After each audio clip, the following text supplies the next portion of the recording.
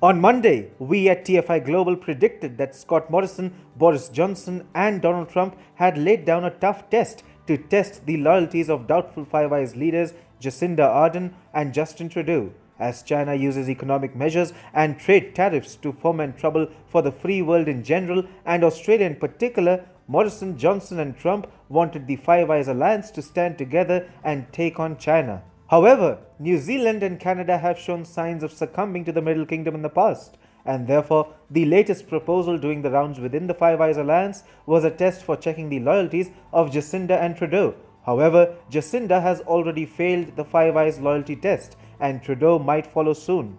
New Zealand has refused to stand by its special friend Australia and has instead offered to mediate between Canberra and Beijing. On Tuesday, New Zealand's Foreign Minister Nanaia Mahuta said that hosting the high-profile Asia-Pacific Economic Cooperation or APEC summit next year presented an opportunity for Wellington to bring both China and Australia to the table. Mahuta said, "Do I believe there might be an opportunity for New Zealand to create a different environment and have a conversation? Yes, I do." She added, hosting APEC might well be the opportunity, but both parties will have to be willing to come together and concede in some areas where they are currently not seeing eye to eye. So, Mahuta's remarks suggest that for New Zealand, both Canada and Australia are equally important.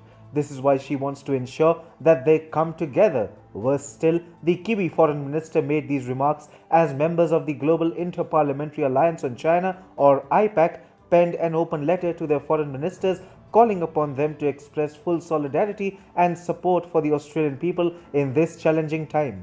It was signed by lawmakers from 9 countries, including Canada, Czech Republic, Denmark, European Parliament, France, Germany, Italy, and New Zealand.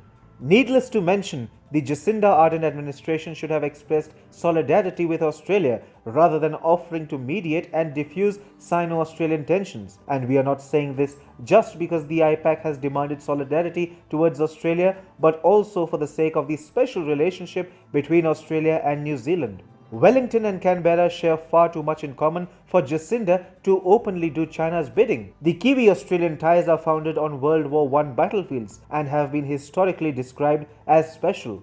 Also referred to as trans-Tasman relations, the relationship between Australia and New Zealand has remained really strong for several decades. Today, Australia and New Zealand are called friends across the ditch in a broad reference to the 1,200 miles wide Tasman Sea situated across the two countries. Wellington and Canberra are also supposed to share the same heritage and values.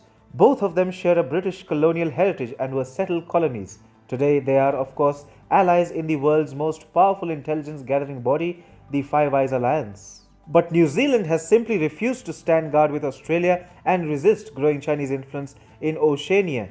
Jacinda has instead chosen to play up the Sino-Kiwi relations. Mahuta herself highlighted that New Zealand's Wakapapa or kinship connections go back to Asia. She added that enables us to navigate our relations with China perhaps a little differently than other countries. So, Jacinda has clearly failed the Five Eyes loyalty test. New Zealand has failed to show its intent when it comes to taking on the paper dragon. Now, the focus shifts to the other doubtful leader within the Five Eyes, Justin Trudeau. And given his uninspiring track record, it seems Canada's Prime Minister will fail as spectacularly as his Kiwi counterpart.